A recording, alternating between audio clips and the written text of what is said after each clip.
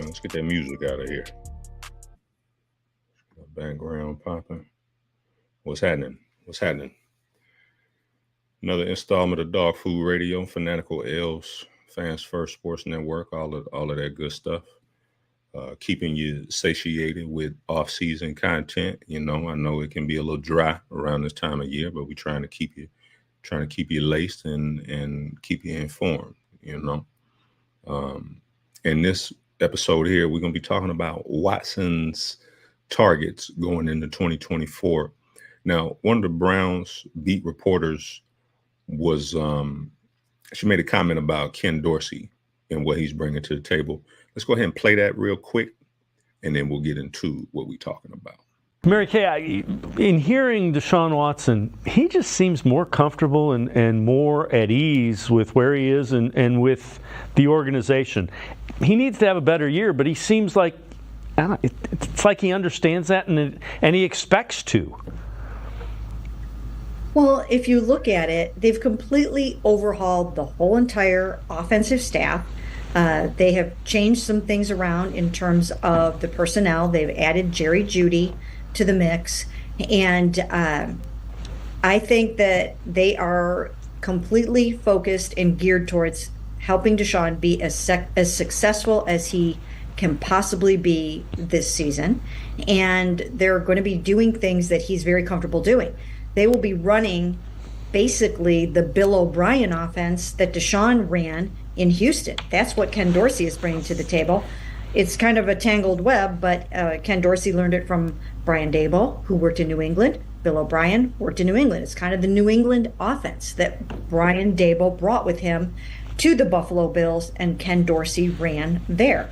And those are some of the concepts, the drop back concepts and the choice routes and some of the things that are germane to that offense. And so I think Deshaun's going to be very, very comfortable in it, and it should bring out the best in him. Okay, so she's talking about Ken Dorsey and what he's going to bring to the table with the choice routes, the option routes, and that's pretty exciting to hear that.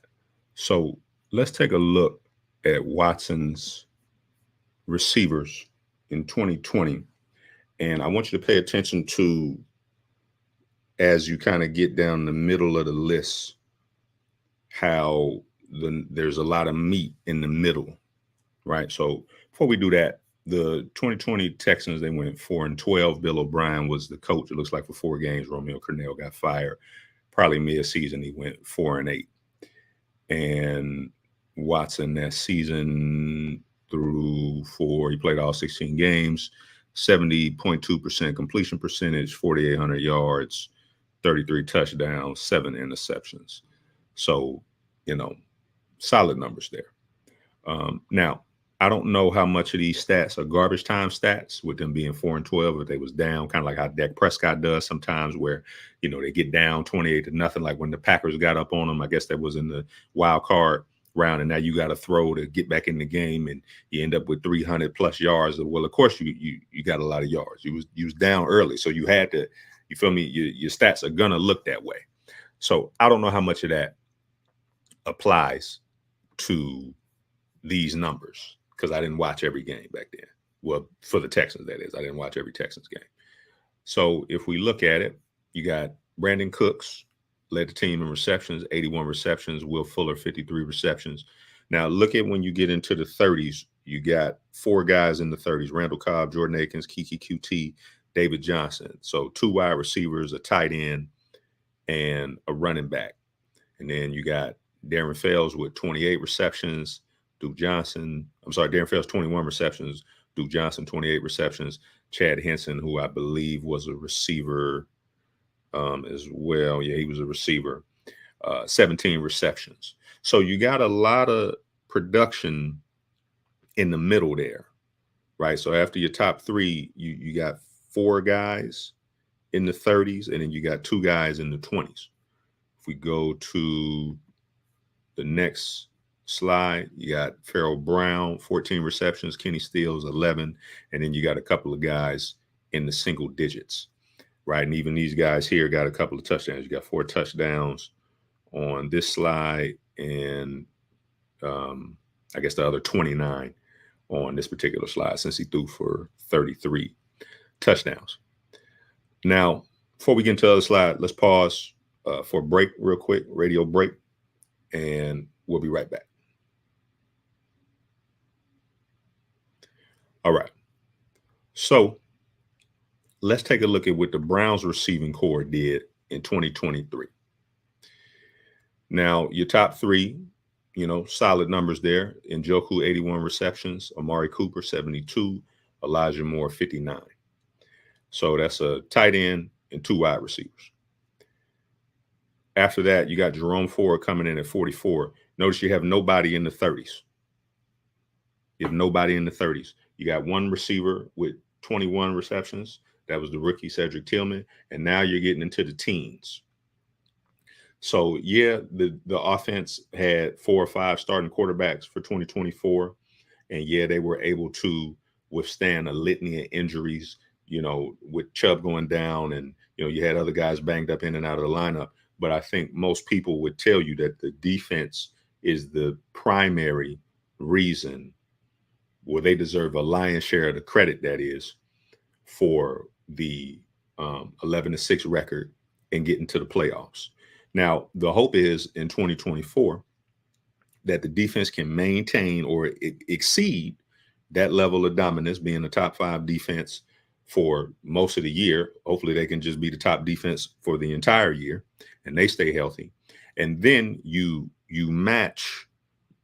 raise the offensive production from a target standpoint for Watson. So when she was talking about, option routes and choice routes and different things like that, and if that's what Watson is comfortable, playing in, my understanding of a choice route or an option route is kind of the receiver, the target, and the quarterback. They have to be on the same page. So if it's cover 3, the receiver and the quarterback both have to read cover 3.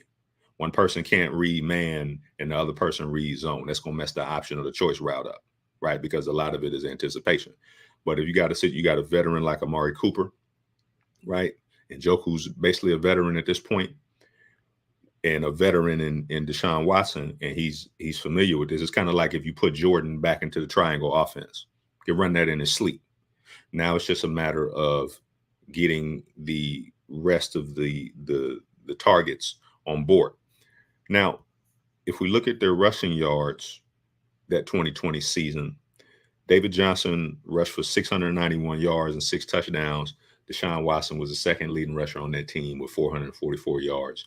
Duke Johnson had 235 yards.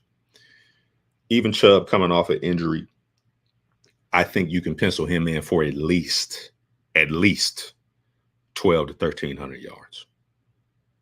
I would argue the floor is 1,000 yards. That's the floor. But I think you could pencil him in without hesitation for at least 12 to 1,300 yards. That's with him splitting carries or whatever, because we know that Chubb is a home run back. He has the vision to break it, to break long runs. So when you factor that in, and then you combine it with putting Watson in a scheme or a passing scheme that he's familiar with, he's comfortable with, you elevate the running game that he had in 2020 and give him a 1,000-yard rusher at the bare minimum. And you're able to match some of the receiving production where instead of, let's finish this Brown slide. So we got another slide here. And then you got DPJ, Pierre Strong, Marquise Goodwin, and Nick Chubb. They were all in the single digits. So instead of having sort of a top heavy where you pretty much got 4 or 5 guys that account for the lion's share of your production, you're looking to duplicate what happened in Houston offensively, where you have some top guys, but you also have a lot more meat in the middle. And honestly, you would say that the top 4 for the Browns, going 81, 72, 59, and 44, is a little better than 81, 53, 38, and 37. So what the Browns need to figure out how to do is just get more meat in the middle, where these bottom 4 names, you get them into the 30s. That's gonna increase your yards. That's gonna increase your touchdowns. And what that should also do is match what the defense is doing on that side of the ball is in terms of dominating the game. The defense dominated for most of the season, and we've been waiting for the offense to dominate, because when you look at it on paper, and one name that we don't see here is Jerry Jeudy. So if we're just forecasting, right, Amari Cooper, David Njoku will probably have similar numbers going into next season. If they're moving Elijah Moore to the 3 and putting Jeudy in that spot, let's just say Jeudy can come in and give you 70 receptions and 900 yards, because I believe that is somewhat what he did this past season. Real quick before we wrap up, let's look at Jerry Jeudy's stats in 2023. And I believe he was a number 1 or 2. Let's see. So Jerry Jeudy gave you 54 receptions, 758 yards. Last season, he played 11 games. Okay. And if he played all 16, you could probably say that he gets to another 5 games. Let's see, Cortland Sutton, he played 14. You could say that Jerry Jeudy might have got close to 1,000 yards. We'll just say maybe 900 on the low end, and maybe you add another 10 receptions. So 64 receptions and 900 yards. If you can get that type of production from Jeudy in this offense, where you got Njoku and Cooper are in that 70 to 80 range, you get Jeudy in that high 60 to low 70 range, you can keep Moore where he's at, maybe get him into the 60s, and then you just need to fill out the middle. You're talking about a potent offense right there. Because even when New England was doing their thing, they were spreading the ball out, and I'm sure you know that Brady was throwing it to some guys that outside of New England, nobody really knew who they were. You feel me? And when they left New England, a lot of those guys weren't really the same player. Not to say that they weren't good, but New England they knew how to scheme guys open, and they had a quarterback that understood coverages and pre-snap reads and all of that. So that's the hope for Watson going into 24. And, at first I was kind of unsure about the Ken Dorsey hiring, but if it really stems from making sure that Deshaun Watson is comfortable, putting him in an offense that he's familiar with, that should bear immediate fruit. The main obstacle is making sure that he can play all 16 games. Chubb can play all 16 games, that you got universal law at play here, where at some point it's gotta even out, where you might have an injury or two, but it's not cataclysmic to the point where it derails or can derail your season. So that'll do it for this installment. Dog Food Radio again, Fanatical Elves Network, Fans First Sports Network, all of that. Appreciate y'all tuning in. Please check out our other journalists, creators. They hitting you with a lot of good fire, a lot of good content, and I believe that we got a group show later tonight. So we will see y'all later this evening, and hope y'all enjoy the rest of your day.